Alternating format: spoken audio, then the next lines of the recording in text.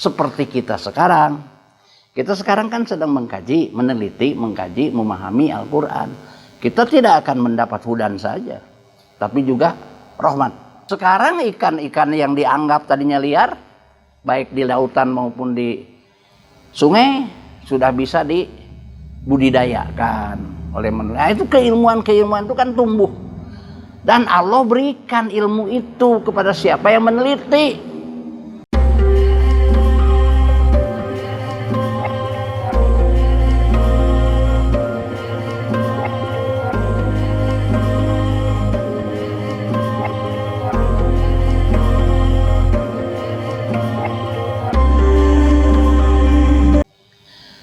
Dan dialah Allah yang menurunkan dari langit, ya.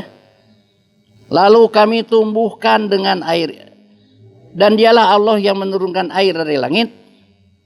Lalu kami tumbuhkan dengan air itu segala macam tumbuh-tumbuhan.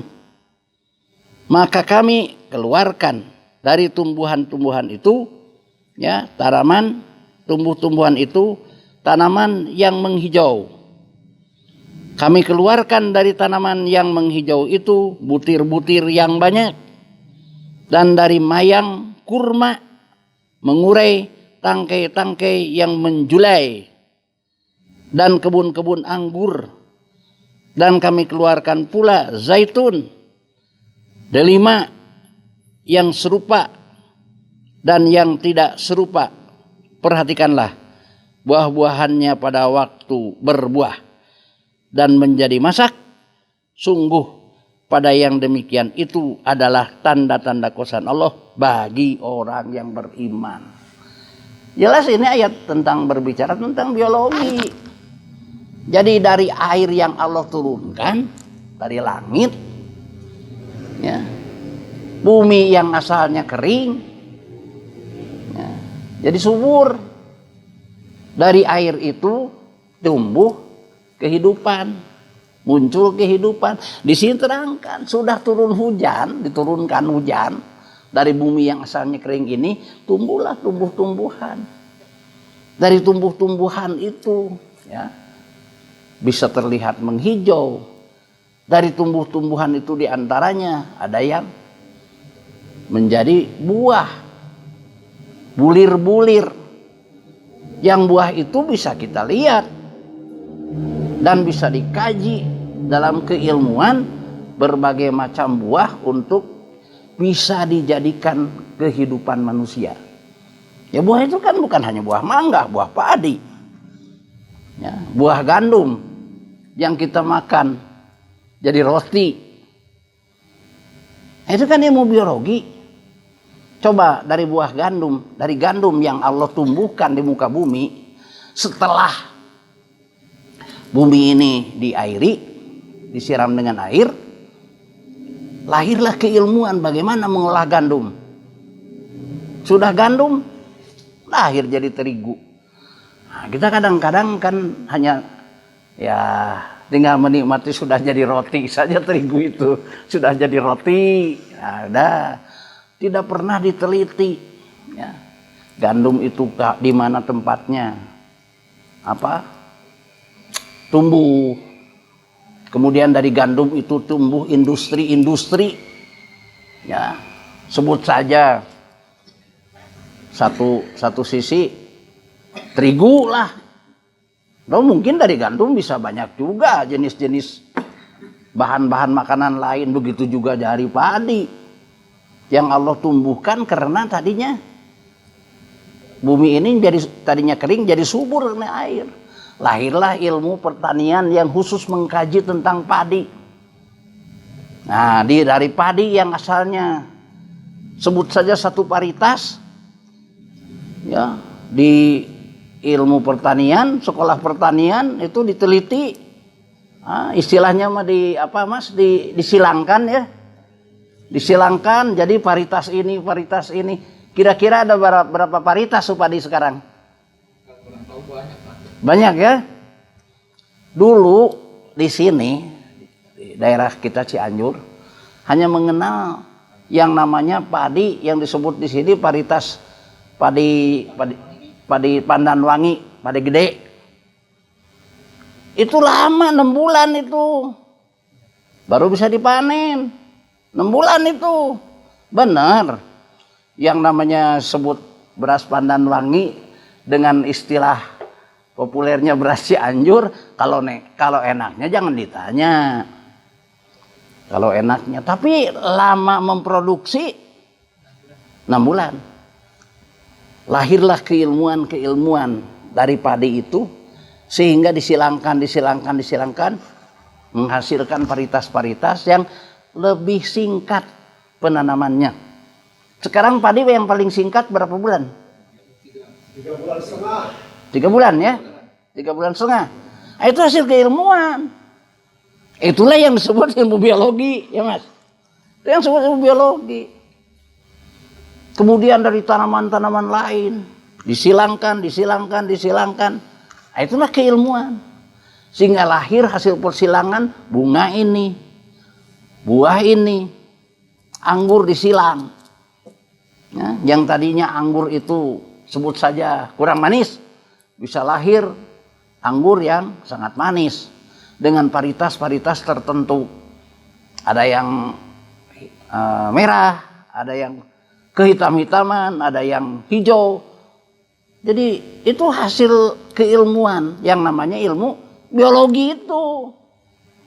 Nah, sehingga kita bisa menikmati, melihat indahnya buah-buah anggur gitu ya. Enaknya buah anggur kira-kira begitu. Jadi bukan hanya indah memandang buah anggur itu, apalagi buah anggur ada di dalam Quran. Ya. Bukan hanya melihat, nikmat melihatnya, tapi juga enak melihatnya, tapi juga enak memakannya. Sekarang dengan mudah bisa dicari di pasar-pasar. Itu kalau nanam lama ada. Juga pengetahuan manusia, teknologi boleh maju, tapi yang namanya persilangan antar tanaman itu masih satu genus, artinya masih satu famili. Ya. Kalau di luar famili nggak bisa. Nggak bisa dikawinkan. Maksudnya manusia belum bisa itu. Ya. Hanya satu famili aja, satu genus. Ya itulah keterbatasan keilmuan manusia kan. Ilmu manusia tetap terbatas. Jadi manusia menyilangkan itu ya tetap ada batasnya. Jadi yang satu famili, katakanlah kalau terung itu kan biasanya di kita suka dikawinkan dengan takokak apa? Tomat, takokak. Takokak itu apa bahasa?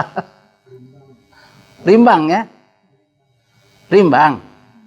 Nah itu bisa dikawinkan dengan yang sejenis. Atau mungkin sebutnya satu suku gitulah. Itu. Nah semua itu tumbuh-tumbuhan bisa disilang-silangkan tapi dengan yang sejenis. Nah itu adalah yang disebut dengan ilmu. Ilmu biologi itu. Jaringan saja belum bisa. Maksudnya lintas famili belum bisa. Belum bisa ya. Bahkan sekarang ada memperbanyak dengan cara bukan hanya sekadar ditabur bibit. Diakul, ada juga yang dari daun. Kemudian itu tumbuh. Itu sudah dicoba di Palembang dari memperbanyak tebu itu. Memperbanyak tebu sekarang di Palembang ada yang dari jaringan. Keilmuannya ternyata dari Perancis. Dari Perancis itu keilmuannya. Ya, keilmuannya dari Perancis. Ada yang sekolah ke Perancis.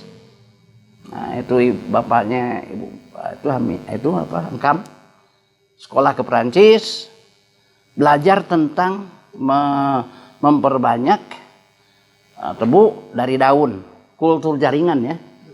Nah, keilmuannya dibawa ke kita dan katanya sudah di Palembang sudah lama ya. Durian, sekarang durian itu sudah bisa dari kultur jaringan, tidak hanya dari biji atau akulasi. Nah, keilmuan itu kan dari Allah yang sediakan. Itunya apa? Jenisnya, jenis buah ini, tanaman ini. Itu. Kemudian tumbuhlah keilmuan, meneliti bagaimana buah ini supaya bisa lebih manis, kira-kira begitu. Diperbanyak melalui cara apa? Ada yang diakulasi, ada yang kultur jaringan, ada yang dicangkok segala macam. Itulah keilmuan yang namanya ilmu biologi. Termasuk juga kepada ya yang namanya apa tuh? Binatang-binatang. Yang binatang-binatang sekarang dengan keilmuan yang dikembangkan oleh manusia, yang tadinya binatang liar bisa dibudidayakan, diternakan. Dulu kan yang diternakan itu hanya binatang-binatang tertentu saja. Ikan yang diternakan, ikan jair, ikan mas, kira-kiranya itu. Sekarang ikan-ikan yang dianggap tadinya liar, baik di lautan maupun di sungai, sudah bisa dibudidayakan oleh manusia. Nah, itu keilmuan itu kan tumbuh. Dan Allah berikan ilmu itu kepada siapa yang meneliti. Ya kalau kerjanya hanya tinggal makan, dapat ikan dibakar, makan, bakar. Nah, itu nggak akan dapat keilmuan bagaimana mengembangkan. Ya. Sehingga dari satu jenis apa tumbuhan atau katakanlah ikan, hewan lain sebagainya, ya, dengan keilmuan yang dikembangkan lahirlah sebuah kehidupan untuk orang banyak. Ya, lahirlah suatu kehidupan untuk orang banyak. Nah, sekarang kan yang namanya lembaga penelitian pegawainya banyak, Mas. Hidup di situ kan manusia. Kira-kira begitu. Banyak. Makanya Allah menyatakan dalam Al-Quran tidak menciptakan suatu apapun yang sia-sia. Nah. Apa ayatnya ber surat Al-Baqarah? Hadza batila.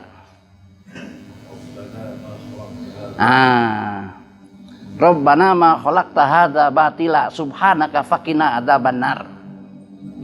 Rabbana ma khalaqta batila. Ya Allah, Tuhan kami, ma khalaqta batila. Tidaklah Engkau menciptakan apapun batila, sia-sia. Subhanaka faqina adzabannar. Maha suci Engkau, ya Allah, faqina adzabannar. Jauhkanlah kami api neraka. Allah ciptakan yang namanya dalam Al-Quran ba'udotan. Ba'udotan itu ya sebutlah binatang kecil atau nyamuk lah. Orang umumnya atau banyak menyangka ya nyamuk itu binatang yang mengganggu, binatang yang bisa membawa penyakit. Itu juga dari penelitian bahwa nyamuk itu membawa penyakit ini. Kan ada nyamuk Anopheles dan lain sebagainya yang membawa malaria, kalau sekarang demam berdarah, apalagi cikungunya. Cikungunya ya sekarang ini bahasa apa? Penyakit sekarang cikungunya. Cikungunya.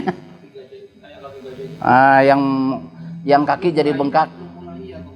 Nah. Dari penelitian nyamuk lahirlah industri baygon. Lahirlah industri obat nyamuk. Berapa banyak orang hidup di industri itu? Kan manfaatnya kepada manusia berapa banyak dari nyamuk yang dianggap sebagai musuh. Ya. Lahirlah industri pengobatan, rumah sakit. Berapa banyak orang yang hidup di rumah sakit. Ya, sebut saja hanya mengobati penyakit yang akibat nyamuk. Kira-kira begitu. Apalagi sekarang dengan akibat COVID lagi. Kayak kasus nyamuk aja ya, kayak kasus nyamuk menimbulkan penyakit dan timbul industri yang anti nyamuk. Berarti itu nggak bisa dimusnahkan bagaimana? Kan obat anti nyamuk, orang yang bikin obat anti nyamuk kan pegawai-pegawainya banyak tuh. Berdoa supaya orang penyakit nyamuk supaya laku dagangannya. Pokoknya begini, Allah itu tidak ada membuat sesuatu apapun yang batila. Artinya ada sebuah sirkulasi kehidupan. Ada sebuah sirkulasi. Bolehlah disemprot dengan obat nyamuk, berapa banyak yang mati, tapi berapa banyak yang tumbuh. Kira-kira begitu. Antara mati yang mati dengan yang tumbuh kan lebih banyak yang tumbuh. Kira-kira begitu. Nah, saudara hadirin sekalian, ya, ini yang dimaksud dengan ilmu biologi, ilmu hayat, mempelajari kehidupan. Ya. Apakah kehidupan dari pohon-pohonan, ya, binatang, ikan dan lain sebagainya. Allah menciptakan yang namanya kuman, baksil, sekarang istilahnya virus lain semua. Gak ada yang sia-sia. Berapa banyak orang hidup dari virus, dari baksil. Ya. Coba orang ciptakan industri salep, salep aja dulu yang sederhana, salep obat borok, obat kurap, kudis, lain sebagainya. Berapa banyak kehidupan orang yang di industri salep saja. Belum kalau kesininya dengan vaksin. Nah, kalau kita renungkan, tafakuri betapa hebatnya Allah. Dan itulah yang disebut Maha Kuasa dan Rahman dan Rahim. Rahman Rahim Allah itu luar biasa. Di hal-hal yang dianggap oleh kita mubadir, justru di situ banyak orang hidup, kira-kira begitu. Di hal-hal yang dianggap bahaya, justru orang banyak hidup di situ. Karena dari samping bahaya secara umum, ada sebuah kemanfaatan. Saudara sekalian, jadi ayat yang tadi yang menerangkan di sini, setelah diturunkan air dari langit, tumbuh, ya, tumbuh-tumbuhan, binatang lain sebagainya, lahirlah sebuah kemanfaatan bagi manusia dari tumbuh-tumbuhan dan lain sebagainya. Nah, inilah ayat yang kaitannya dengan ilmu biologi. Jadi bukan hanya dibaca, oh iya kersaning Allah, nggak begitu. Difikirkan, oh iya, dari nyamuk saja lahir industri, dari ikan lahir industri, dari ternak lahir industri. Ya, Allah ciptakan sapi, orang jadi kornet. Jadi makanan-makanan cepat saji dari sapi saja. Nah, belum jadi sate marangi lagi. Beef steak, wah segala macam lah. Ya, dari kotorannya jadi pupuk. Ya, bahkan kotoran sapi sekarang jadi biogas. Iya, sekarang kan kotoran sapi bisa diolah, ya, dengan melalui fermentasi lain sebagainya, akhirnya jadi gas. Yang namanya gas bisa pakai masak. Nah, artinya ayat Allah itu kalau kita pikirkan betapa hebat rangkaiannya dengan kehidupan manusia, berangkai. Nah, itu satu, saudara sekalian. Di sini katakan wa minan nakhli min tol'iha, oh tadi udah. Nah, jadi pada ayat surat Al-An'am ayat 99 ini menerangkan bagaimana Allah menciptakan berbagai macam, ya, kehidupan dari tumbuh-tumbuhan binatang yang melahirkan kemanfaatan bagi kehidupan manusia. Inna fi dzalika la ayatil liqaumin yu'minun. Nah, ini juga harus menjadikan sebuah pemahaman.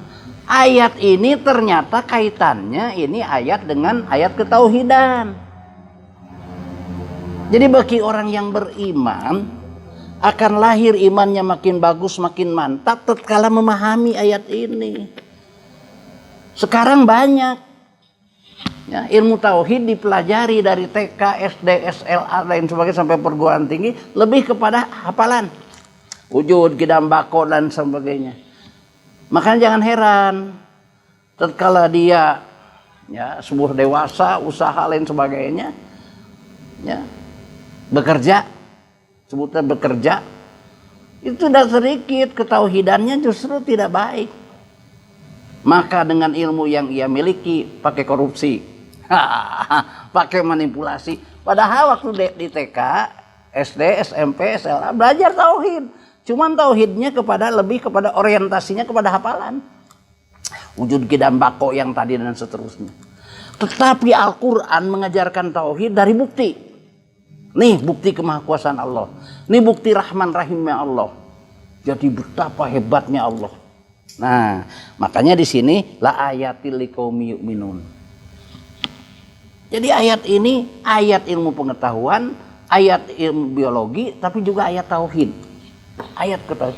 Makanya belajar ilmu tauhid tidak hanya ya dari hanya sekadar hafalan-hafalan. Iya. Ya maaf saja ya orang-orang yang aku Islam tapi dia melanggar melanggar aturan, sebut saja dia memanipulasi, korupsi, tauhidnya kemana? Berarti tauhidnya nggak benar. Kalau benar tauhidnya nggak berani itu. Ya menunjukkan belajar tauhidnya tidak menjadikan sebuah keyakinan, segala hafalan. Ya, dibaca nadom itu istilahnya, di speaker kenceng-kenceng, ngeganggu orang lagi. Kita lanjut. Ayat yang berbicara tentang biologi juga di surat Al-Baqarah ayat 164. Di Al-Baqarah surat ayat 164.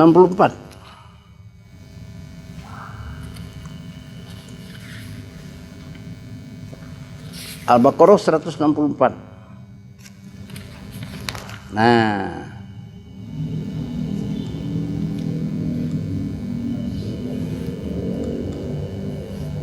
ayat Al-Baqarah ayat 164. A'udzubillahi minasyaitonir rajim. Inna fi khalqis samawati wal ard wa ikhtilafil laili wan nahar wal fulkil lati tajri fil bahri bima yanfa'un nas wa ma anzalallahu minas sama'i mima'in fahya bil ardi ba'da mautiha wa bassa fiha min kulli dabbah wa tasrifir riyah wasahabil musakhkhari bainas samai wal ard la ayatil liqaumi yaqilun. Nah, kalau yang tadi ya yu'minun ya. Kalau tadi bagi orang-orang yang beriman, jadi ayat-ayat Allah untuk orang-orang yang beriman, bukti ketauhidan. Kalau sekarang beda. Ya. La ayatil liqaumi yaqilun. Menjadi tanda-tanda ya, bagi orang-orang yang berakal. Artinya orang-orang yang berakal dari apa yang Allah ciptakan melahirkan keilmuan.